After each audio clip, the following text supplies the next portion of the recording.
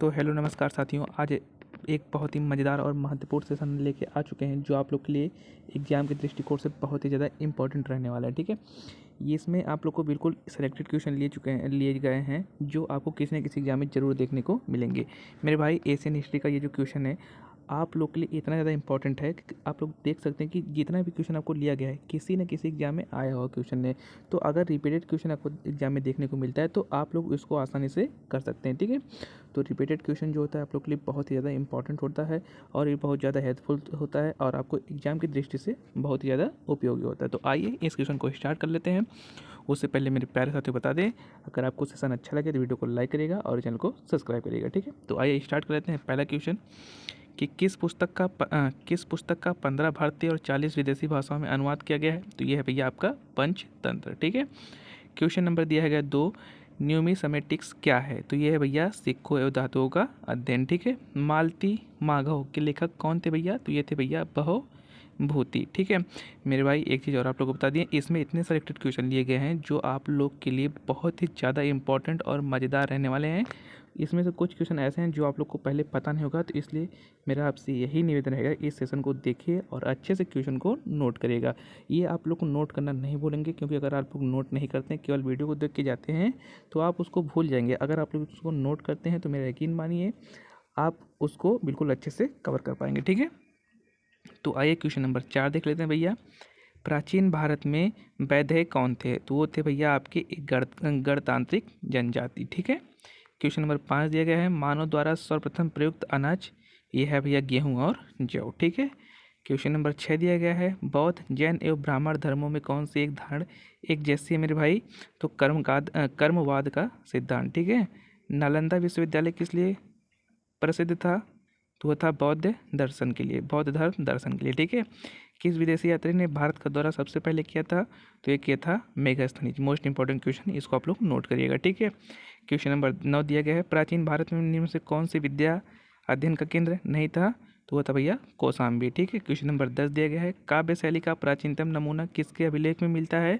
वो मिलता है रुद्र दमन के। ठीक है, शून्य की खोज किसने की थी। तो वो की थी भैया आर्यभट्ट ने। ठीक है, ताम्रपाषाण काल के महाराष्ट्र के लोग मृतकों के घर के फर्श के नीचे किस तरह रख कर दफनाते थे। तो वो रख के दफनाते भैया उत्तर से दक्षिण की ओर। मोस्ट इंपॉर्टेंट क्वेश्चन, इसको भी आप लोग नोट करेंगे। ठीक है, क्वेश्चन नंबर 13 दिया गया है, भीम बेटका किसके लिए प्रसिद्ध है। तो गुफाओं के लिए भैया, गुफाओं के शैल चित्र के लिए। ठीक है, क्वेश्चन नंबर 14 आपका जो दिया गया है, मानव द्वारा सर्वप्रथम प्रयुक्त धातु कौन सा था। तो वो था भैया तांबा। आप लोग खुद देख सकते हैं मेरे भाई, आर ओ हो, आरआरबी, एनटीपीसी हो, एसएससी जीडी या किसी भी एग्जाम की आप लोग तैयारी कर रहे हो, ये सेशन आप लोग के लिए बहुत ही शानदार रहने वाला है और इंपॉर्टेंट क्वेश्चन आप लोग के लिए रहने वाले हैं। मेरे आपसे यही निवेदन रहेगा कि जितने भी क्वेश्चन आप लोग देख रहे हैं उसको ज़रूर से नोट करिएगा, आपको वो परीक्षा में 100% देखने को मिलेंगे। ठीक है, आइए क्वेश्चन नंबर 15 देख लेते हैं, हितोपदेश के लेखक का क्या नाम था। तो वो था भैया आपका नारायण पंडित। ठीक है, क्वेश्चन नंबर 16 दिया गया है, नाट्य शास्त्र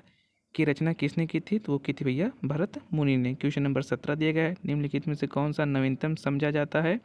तो भैया को मैग्नन मानव। ठीक है, जिसको हम नवीनतम समझते हैं। ठीक है, इतिहास के पिता की पदवी सही अर्थों में निम्न में से किससे संबंधित थी। तो थी आपकी हेरोडोट से। ठीक है, क्वेश्चन नंबर 19 दिया गया है, निम्नलिखित में किसकी चाल को लिथिक एज कहा जाता है। तो वो कहा जाता है भैया ताम्र प्रसारण युग को। ठीक है, अंकोर वाट कहाँ पर स्थित है, कंबोडिया में। ठीक है, क्वेश्चन नंबर 21 दिया गया है, प्राचीनतम नगर तक्षशिला निम्नलिखित में किसके बीच स्थित है। तो वो है भैया आपकी सिंधु और झेलम के बीच। ठीक है, क्वेश्चन नंबर 22 दिया गया है, निम्नलिखित में से अंग्रेजियों में कौन सा था जिसने सर्वप्रथम भगवद गीता का अंग्रेजी में अनुवाद करवाया। मोस्ट इंपॉर्टेंट क्वेश्चन, ये भैया चार्ल्स विलिकन्स। ठीक है, 23वां दिया गया है, पूरा पाषाण काल में आदि मानव के मनोरंजन का साधन क्या था।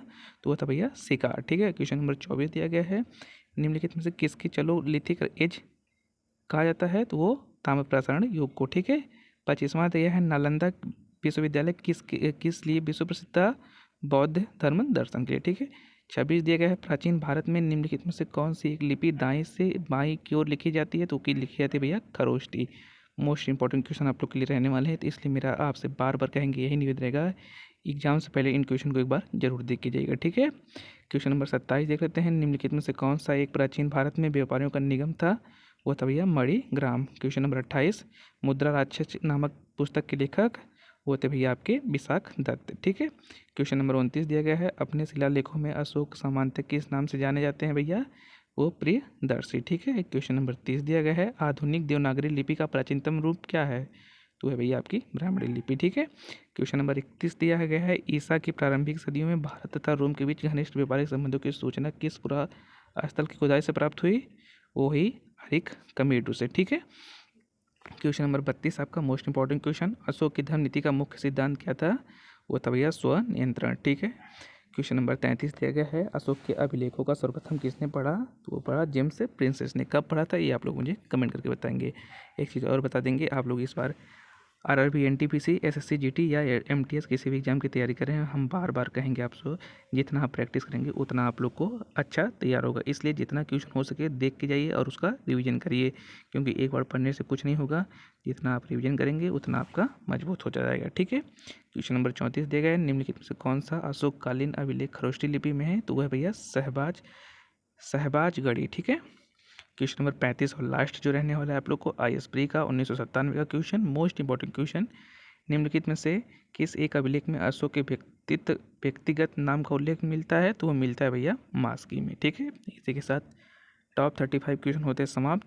मिलते हैं एक और शानदार सेशन के साथ, तब तक के लिए आप पढ़ते रहिए, मस्त रहिए और इस बार अपना सिलेक्शन पक्का कीजिए। ठीक है।